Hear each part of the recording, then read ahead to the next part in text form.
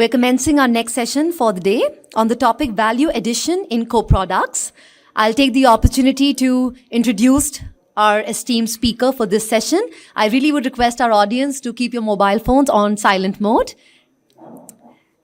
Dr. Vijay Adapa, a doctorate in enzymology, having more than 25 years of experience in the field of fermentation. He has spent the last 16 years in Indian grain to ethanol industry. At Novonesis, his pioneering work on next-generation enzymes for fuel-grade ethanol production and biosolutions for value-added byproducts is aimed at advancing the ethanol industry and paving the way for advancements in the bioenergy sector. He heads distilling and biofuel business in Novonesis South Asia Private Limited. Please give a huge round of applause to Dr. Vijay Adapa. A very, very warm welcome to you. Along with him, I would also like to welcome on stage Mr. Puneet Kumar. Sir, can we have you joining us? And can we have Mr. Balu Mahendran along with Ms. Preeti Subhedar? A very, very warm welcome to our esteemed panel. Our topic is value addition in co-products. To our speakers, we will be having the session for 35 minutes. I request you to please keep the time limit in mind. Thank you. Good afternoon, ladies and gentlemen. It is an absolute pleasure to be here. Me and our team on behalf of... Is it okay now? So on behalf of our team from Novonesis, we had one speaker earlier as well. We sincerely thank GMA for giving us this opportunity. So my topic today is about value addition to co-products, where I'm going to discuss few concepts. So please mark my word concepts, because it's not commercially proven yet, or it's not so prevalent in India. But there are certain concepts which I would like to introduce, and I request you all to look in using your innovative lenses, because these are not existing ones. So we need to think a little bit beyond what we are doing. And those are the what I would like to introduce. Some of us have already tested those. Some of the concepts have been tested. There have been early innovators in the industry. My objective today is that I instigate or inspire all others also to adopt these technologies. And by doing so, there will be value addition to the value products, the co-products what we are talking. In the earlier session, my colleague Dr. Matthew already introduced this introduced about our company. I am also honored to represent Novozymes, which recently has merged with Christian Hansen, and we have adopted a new name which is called Novonesis. Now, Novozymes is a leader in enzymes, while Christian Hansen is leader in microbial solutions, microbial cultures. While we are experts in industrial biotech, Christian Hansen is experts in food and beverage industry. So this was an amalgamation of two companies becoming one bigger biosolution, and that's where we have adopted a new name, Novonesis. Though the name has changed, but our zeal towards innovation has not changed. It is our objective and our team's objective and the aim to advance this industry by bringing in new innovations. But for that, we need to work together. That is what we have always been doing. Our objective has been and will be to work with you and introduce all the new transformations. Continuing with the concept, so the three-prong attack, because it is the whole ecosystem which we have to address. That's how we will become sustainable. Now, we have been seeing that there are many initiatives going ahead in farming level, like enhancing the output of crop. Government has been putting a lot of initiatives. Government has also been giving initiatives about price support, but those two are happening in the first two elements of the value chain. I feel there is little less support on the last element, and that's why we have to be a little more innovative. But I would like to take this opportunity to kind of applaud GMA and IDA's unique initiative, which is called as DDGS Yatra. So I have been part of that, and we are trying to reach out to the direct cattle feed hubs. We are also trying to work with the animal and veterinary universities, that how we can penetrate DDGS into the animal feed. So that's a very unique initiative, and that's the continuation of what I'm going to talk today. Recently, I was in one plant and I was talking to one operator, and he coined this term, he says, it's not distilled dry grain, sir, it is distilled dry gold. So that's Yeah, here only. I was so, yes, it is. So while talking to that operator, he said, "Sir, ये तो gold हो गया, sir. आजकल इस पे इतना ज़्यादा emphasis है." So I literally took that word. Of course, he was referring to the golden color, the nice texture, and everything. But I kind of took some another analogy over here. Just like gold, which is purified from an ore, which comes as an impurity, and that's when you get out that gold. Here also we have a protein which is masked with so much of unwanted things, and that's how we can make gold out of it, right? So that's where I personally try to work in my organization. How do we enhance this value? Now, this is a typical composition of DDGs. One is corn and another one is rice. Now, what is happening? On the top, you see there is protein. In case of corn, it is less. In case of rice, it is more. Why? Because there are other components in it which are masking it. These are not the proteinous components. These are coming as an impurity. Of course, it's not an impurity per se, but it is masking your protein. What it also is making is, because of these other components, it is not just that it is less in protein concentration, it is also making it indigestible. We all know that corn DDGs cannot be supplied to poultry feed, because the digestibility of corn is very high. It is indigestible substances. So it's not just the protein is less, it is also indigestible. Now, neither we are positioning this as a pure protein source, nor we are positioning this as a carbohydrate source. So how do we enhance this? At least there is one avenue where we can make it as a more pure protein source. And again, as I said, these are concepts. I just want you to openly think about this, and we have to work together and innovate. Now, simple process is that we eliminate these impurities, right? So I just take an example of corn. There is 18% of residual starch there. Can we remove it? Yes, if we can remove it, the percentage, if we start at 27, I took an example of 27%. If we take 27% as a starting point, it may go to 33. Similarly, if we remove fibers, it can go to 41, 47. But yeah, that's all theoretically said. It's not so easy to do. What? Why? Because there are two elements over it. One, you need to separate it. Well, it might look that it is difficult to separate, but okay, the people who are experts of those, they might not feel like that. So I don't feel it's not difficult to separate it. But the second question is a more important thing, which I refer to some of the early innovators who have adopted this, and they are in this very room. They have struggled to consume it. We are going to separate it, but what do we do with that? We cannot throw it away. Our plant's at zero liquid discharge. Unless we don't throw it away, it is coming back into the system, and we are unable to improve the protein concentration. So these are the two questions which I am going to touch upon today, and how can we achieve this? And it's a step-by-step thing, right? Okay. Now I will take one example, that let's say we aim to produce high protein corn DDGs. So we term this as, supposing corn, we try to remove some elements, and if you remove some of the elements, then obviously the protein percentage will increase. Today, you guys have already started to adopt corn oil. There are some examples where you're going to install corn oil. That means we are going to remove that corn oil out of the system, and definitely your protein percent will increase. But what about all the others? So before even thinking about it, we need to first identify and characterize that substance, that component. This is not only for DDGs. I would say, there was an earlier question about bound starch, etc. Be it corn, be it DDGs, first we need to identify what is there inside. Now, I told this table again, this is just the bar chart of the table which I have presented earlier. I will take one example over here and explain about the residual starch. Just a minute.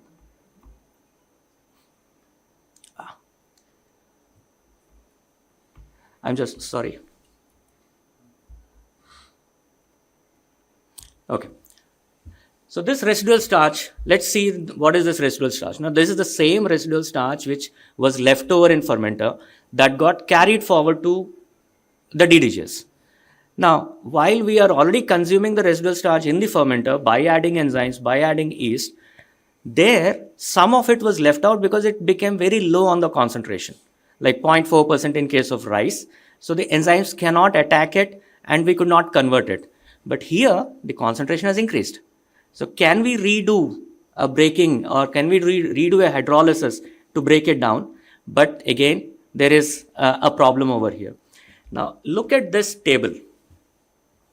So while this is residual starch, but it contains two kinds of sugars. One is a 1G sugar, which in the unique form what we understand, but the others are called as either non-starch polysaccharides, NSP, or they are primarily 1.5G sugars. Now I'll come to the 1.5G sugar in a bit. So this is what we need to understand. Now, while I said that, theoretically we can go to 48%, but we can only target this 1 and 1.5G sugars, and we can go to 36% max. And of course, if you implement oil extraction, we remove that oil, and I've taken whatever standard percentages the industry is speaking. So it can go to 38 only, while theoretically it could have gone to 37, but practically we can take it to a certain level. And this is just an example. Now, let's say we identify your DDGs and find something else, then it could be any number, but we need to take that first step of identifying what is there in our DDGs. Now, what is 1.5G sugars? Now, 1G sugars, we all know, starch is made up of glucose. We put our enzymes, glucose comes, and my good friend said they will use an yeast, and then it will be consumed. What is 1.5G sugars? The other matrix is fiber. Fiber is cellulose, and it's made up of two components, cellulose and hemicellulose. This cellulose is the same cellulose we talk about 2G ethanol. That cellulose is also made up of glucose, just like starch, just that it requires different enzymes to convert it. Now, if we can break it down, those sugars will also be consumed by the existing yeast. The same yeast can consume it. That's why it's called 1.5G. Now, why it's not called 2G? Because these fibers are not as complex as bagasse or straw or any other cellulosic material. So they call it as 1.5G because it is easier. The biggest thing there is lignin, which is not over here. So you need that pre-treatment and all. So those are not required. So that's why this is called as a 1.5G sugar. In 2G, there are another kind of sugars which is called as hemicellulosic sugars. Those are not consumed by either yeast nor us. So those are 2G, and you require a GM yeast to consume that. Enzymatic process would be the same, but the GM yeast would be required for that. So I'm not touching that, and that's why I left that as blank, because that could not be consumed. So here what I'm asking is, we need to combine this concept called DDGS fractionation, which I'm going to elaborate in a minute. So DDGS fractionation with 1.5G fermentation to consume that product. And that's how we can increase that protein concentration. And just look at this last block. If we can consume these two, it will give us close to 2.7% equivalent sugar in terms of fermentation. So that means whatever in fermentation, the sugar we were putting, we could add up to 2.7%. But it has to be consumed, it has to be hydrolyzed. Now, how can we do that? We need to introduce a small bolt-on facility within the same premises. It starts after decantation, where your DDGS is going to come out. It will come out along with thin slop. So we have to redissolve it once again and start with, just a minute. Start from here, and we start with a simple liquefaction again. It's a second liquefaction. And then the critical step comes of fiber hydrolysis. It's just in hydrolysis. It's already a known process. There are, the Panipat plant of IOCL, they are already hydrolyzing those fibers. Now, this is not as complex as that. It will be a portion of that process which we have to apply over here. And we are going to break down at least two of the 1.5G components. And yes, at the end, you have to filter it, because now we want to concentrate the protein. So once we have hydrolyzed the unwanted substances in the DDGS, we need to filter it out. So the cake comes out with a higher protein percent, right? Now my second question comes, what do we do? I said, how do we consume it? And of course, I want to put it back into the fermenter. We have to put it back into the fermenter, but without diluting what is going on into the fermenter, because already you have a certain dilution rate there. Without diluting it, nor without creating a excess effluent to it. Because there will be some additional water used in this process because we are redissolving it. So how do we do that? We have to balance that water. So this is where we have to tingle our engineering minds.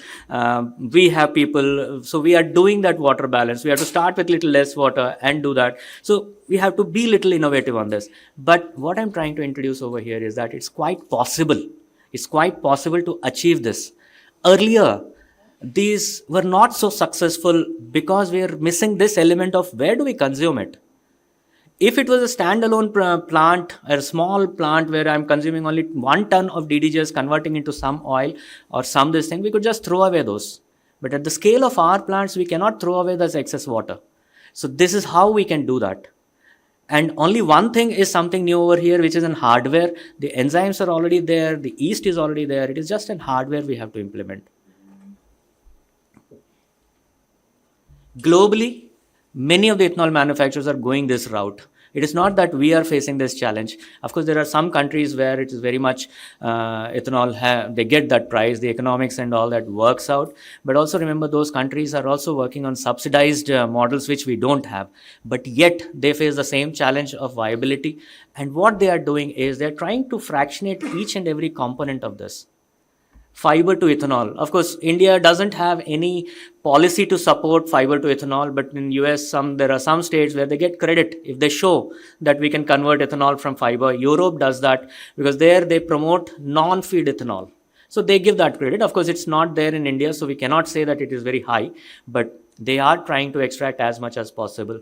Protein, corn oil is already established there. And I think we have taken those steps. So again, the concept what I'm trying to introduce over here is that we need to look into this element, which is such a rich substance. Oil is coming out and then protein will come out. So two rich food substances are coming out. So this is what I wanted to introduce. Now, corn oil, I hear that some of the groups have already taken this decision of introducing corn oil separation. Now, we are not an expert in the physical separation of the corn oil, so I will not go deep into what technologies and what not. I think the speaker next to me is going to elaborate on that. But what we hear or what we know is what I would like to present. Typically, most of the plants we hear that it's a simple extension that you put a tricanter.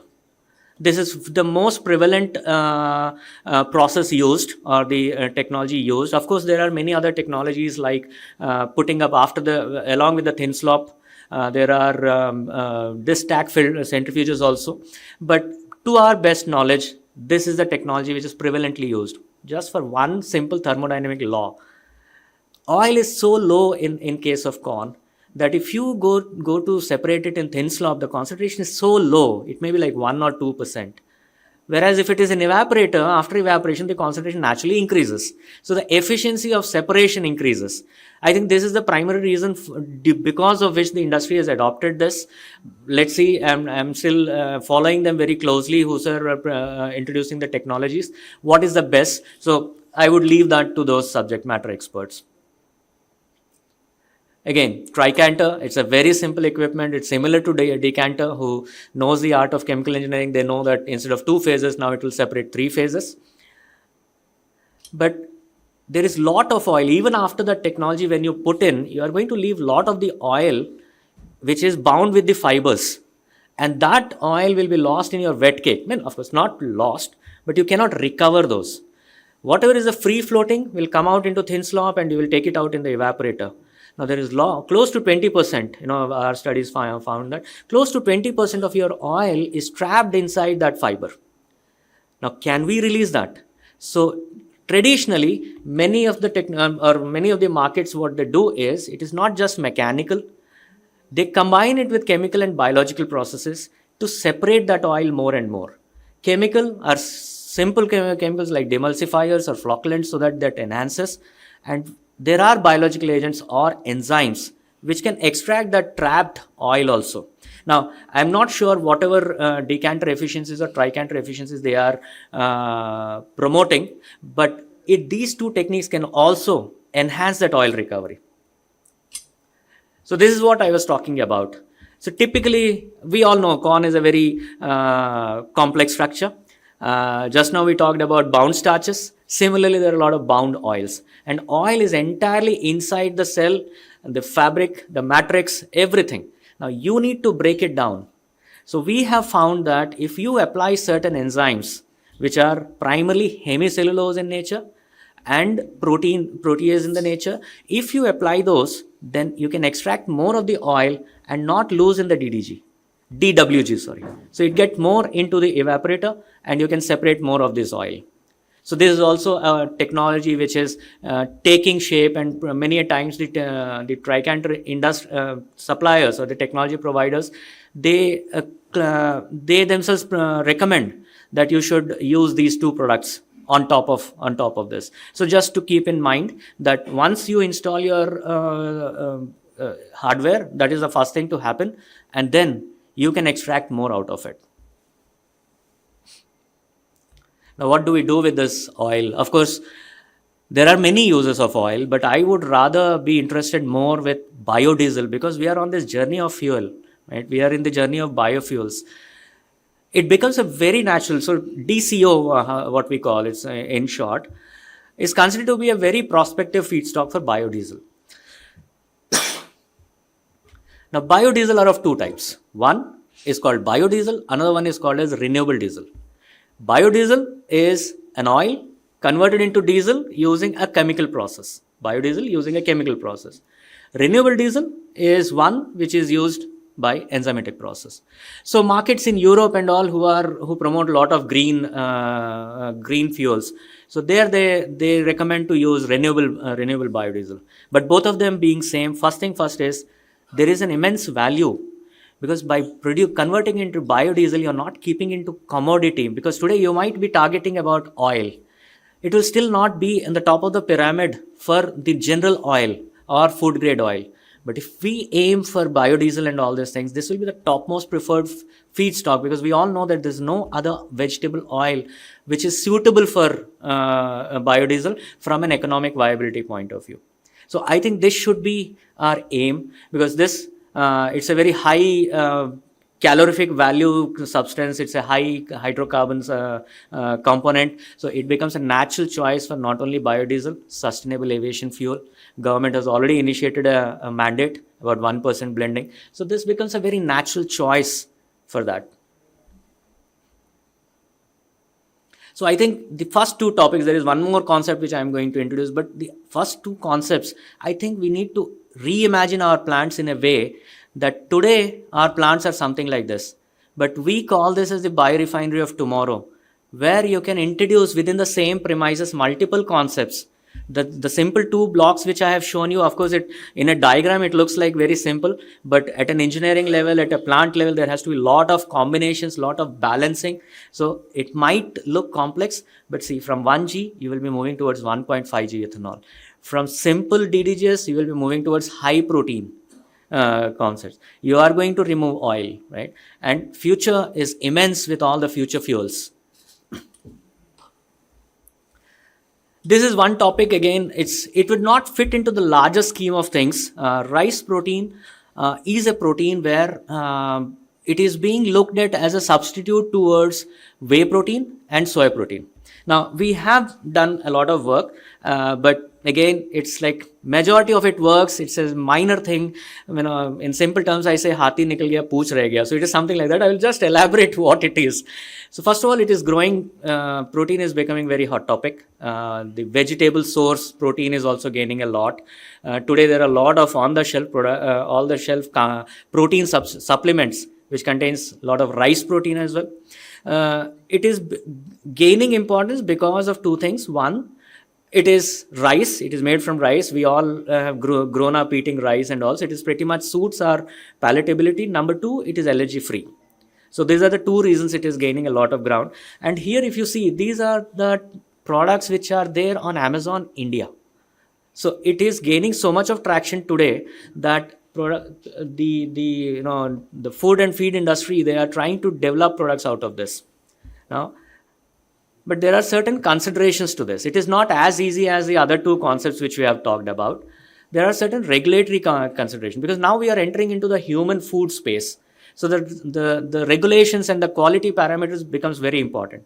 So here we need to consider three aspects. One is the infrastructure, what kind of plant we are using. We cannot use any plant, it has to be a food facility. Number two, there can't be any recycling.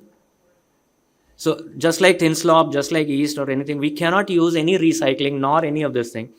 Another important aspect is the kind of rice doesn't matter over here, but the quality of that rice matters a lot. It should contain minimal metals as an impurity. But we know we use any kind of rice is available. So we do not keep that check that what is coming in. So I will show you one. Okay, again, how can you do it? It is the same solid fractionation what I have introduced. Only thing that we cannot bring it from the main fermenter. We have to take it up front, right? So again, yeah, this is the most important thing I would like to explain. Now here is a standard analysis of a rice DDG. If you see over here, and I would like to highlight to this point, which is the heavy metal profile, right? Now these are the specifications for particularly these 4 metal components, and it is said that it has to be less than 100 ppb, which is like 0.1 milligram per kg. Today DDGs is getting around 500 ppb. So this is a challenge, just a very small challenge, 100 ppb to 500 ppb. But it's difficult, but not impossible, sir. There are varieties of rice. Yesterday only I received one report, 50 ppb rice protein. Now what we need to do there is we need to control that quality of rice, or we need to map it. We need to map that whole value chain. We have tested so many kinds of rice. Yes, there are rices which brings in a lot of metal impurities. How do we do that? Second, this would be a very heavy water intensive process. It's unlike the DDG where we can use our thin slops and all this thing, but here we cannot use any recycle. There will be huge water consumption, and balancing that into back to the fermenter is a huge challenge. So we would not recommend that this becomes a part of this process, but there are some companies who are testing it like at a small scale, like 1 or 2 tons per day. Typically 100 KLPD can give you max for 12 to 13 tons of pure rice protein. That is on a 100% basis. Let's see how it comes out. So it's a project, we'll update you once we have this thing, but this I'm just trying to say that maybe we map your rice and find out whether it is of good quality or not. If it is there, why should we waste it in a low quality product, right? So that's what is this project about. So to summarize, I think there is a significant scope. The protein is hiding there in the form of gold. We need to purify, extract, and tingle our minds towards innovation. We should ask our people to find out ways to implement those solutions, whatever I was talking about. Characterization is very key. Of course, we are going to run, and with the association of DDGs Yatra, the universities are also helping us to map all those DDGs. Of course, the larger interest is towards the feed mills. How can we make it for this thing? And it would be a simple bolt-on facility. Once it is all proven, it becomes a simple bolt-on facility. It is just that an extension of that plant. It is also a combination. I'm not saying this is just a simple biological process or a drop-in solution. It's a combination of mechanical, chemical, and this thing. That's why we call this in our language biosolution. It's not a technology or this thing, it's a biosolution. And of course, rice protein holds tremendous potential, but it has to be explored. Essentially, what I'm asking today is that we need to reimagine ourselves, reimagine our concept of ethanol plant, and think beyond. Thank you for this opportunity, and I'll be open for questions now.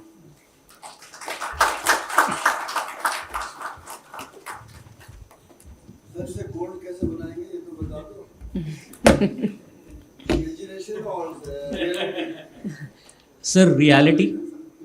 Can you hear? Yes. Sir, I know you have done a lot of work on this, and I have been discussing with you, and I understand that this is a small change which we need to do to overcome this, and of course we cannot give up now. That's my ask over here. Yes, realistically, can we cross that barrier? We can try. I opened up certain concepts, and every time we are testing those, every time there is a hurdle, we are trying to bring something new. Yes, we should try. Wet cake is difficult to hydrolyze. Wet cake is... After the fermentation, the wet cake you said after the decanter, you can hydrolyze. I have tried many times. Can you help me out? Sure, it could be looked into. Maybe no, now we have got better enzymes, better conditioned enzymes. Maybe we can retry it once more time.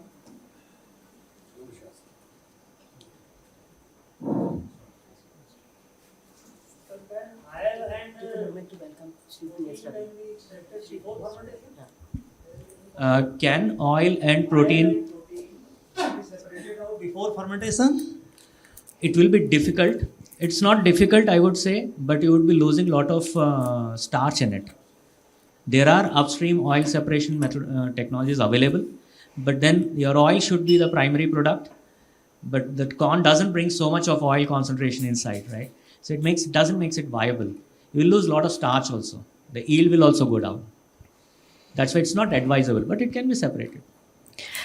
Can I just take a moment to extend a very warm welcome to Shri P.S. Ravi ji. He has just joined us.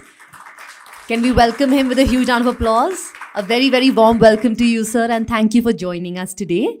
Can we please continue? Yes, somebody had a question. Ji, sir. Ravi साहब की इतनी तारीफ नहीं है. इन्होंने हमेशा ethanol, grain ethanol industry का support किया है. आज भी हमारी बात अगर ये ऊपर तक पहुंचा पाते हैं तो एक ही चैनल हमारे पास रह गया है, पीएस रवि साहब का. हम आपका धन्यवाद कर सकते हैं. आप हमारे ऊपर हाथ रखिए. हम बड़े प्रॉब्लम में हैं, हमारी प्रॉब्लम के सॉल्यूशंस ढूंढवाइए. Thank you. Thank you, sir.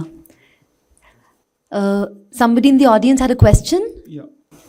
Yes. I would like to ask one question. That's we have seen the presentation for the rice protein, right? So, is that market has been matured yet or not? Because having directly rice protein to the like B2C market can give the concern for increasing the diabetic issues, because the persons who are manufacturing the proteins are having milk protein and soya proteins. So it can like make the market with like increasing in the type 1 diabetes. Is it anyone is doing in the, like selling the product rice protein as of now in India? Of course, the demand is increasing and there is also good export potential. Okay. To answer to your question, whether are we producing now? Yes, there are a couple of customers who are producing rice protein. All right. Thank you.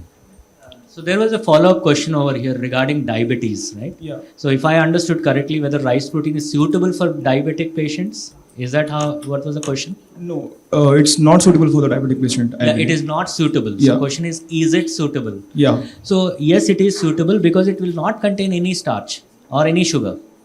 Okay. It is completely extracted. Just the name is rice. It's pure protein. It around 90% or 85% is protein there. And it's already been used. There are already labeled products, and it is recommended for diabetes as well. It is suitable for diabetics also. All right. Thank you. Just adding to Vijay point, rice protein is the one protein which is equivalent to mother milk. Okay, so such a huge value for that, actually, for the protein. I have two questions. Anybody has in India eaten on this oil extraction plant? Oil extraction plant. There are two kinds. One is upstream and downstream. Which one are you referring to? Upstream, there is only one plant in India. Yes, we know there is one plant in Maharashtra they have installed, but they are not producing oil out of it because it's not viable. Yeah. No, they are not producing today. They just put it up and it's not producing. So what? It is proven. It is proven. No doubt, it's the same oil extraction process. You separate the germ out. You know, if it was a wet milling process, it would have been easy. The germ comes out very easily. There is no loss of starch. But in a dry milling process, there is a mechanical sieving process where the germs are separated. A lot of starch is lost in it. And the germ is also not containing that much of oil compared to an oil seed separation. So they were planning for, let's say, 10% diversion. So it was not that viable. Approximately per ton of meal, how much benefits are? Well, it depends upon incoming. So corn typically, you are talking of corn, right? Corn typically has 4% oil incoming. I think people recommend, say, around 50% could be separated, and that's purely a mechanical challenge. It's a mechanical thermodynamics which limits it to separate out. Yeah, Dr. Vijay, see, you talked about this 1.5G ethanol, right? So probably in India it's not popular, probably in Europe it's picking up. But my query was, see, why should we do after distillation or after fermentation? Why can't it be done in the fermentation itself? You know, towards the last stage, why can't we get it done? Why should it go to the last stage? Okay. That is recycling, number one.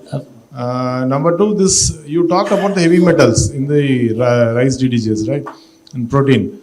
So is it means that the heavy metals is coming through rice, or is it how it is? Okay.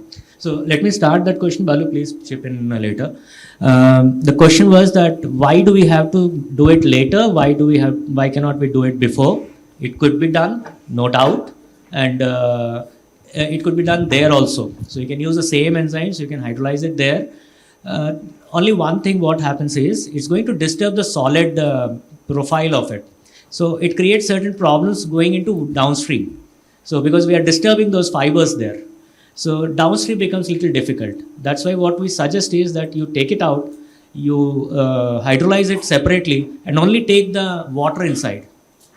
So that is the primary reason we say that you do it separately. However, it can be done in the fermenter itself. Number two question was that whether these impurities are coming from the rice. Yes, it does come from the rice. It also, but it is geographically limited. Some geographies, the rice produce due to the soil content and everything, it naturally comes into that rice. So it is coming from the farm. In some cases, it is not. There are varieties of rices where the arsenic is not an impurity there. And also the broken rice, what we take from the mills and all, it doesn't follow the good quality practice like the main rice. So it attracts, it's like all the foreign matters. So we need to map those to understand where it is coming from.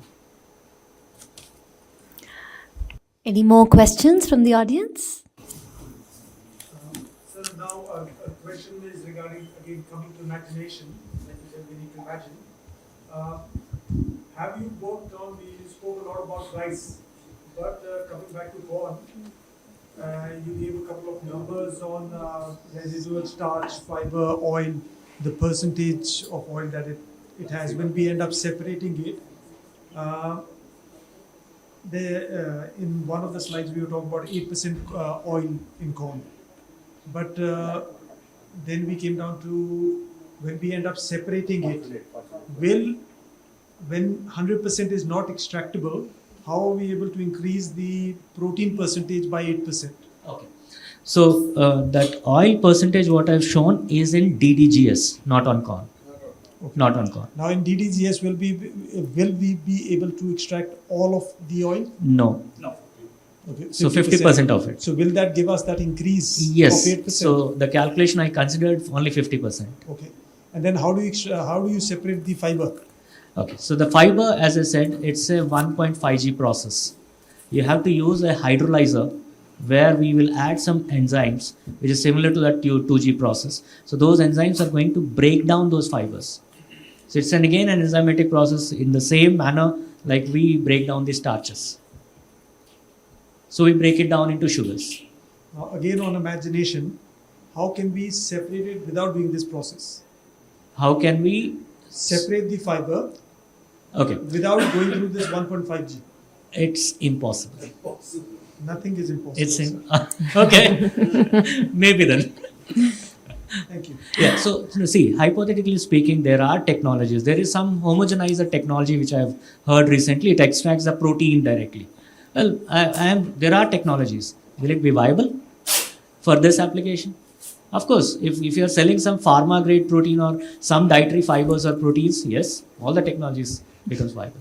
I think, sir, we can sell a DDGS or a DDGS, corn-based DDGS, which is selling for, let's say, 11 rupees to 18 rupees, the same price as rice DDGS. It is viable. Sure. Let's work it out. Yeah, needs to be worked out. All right.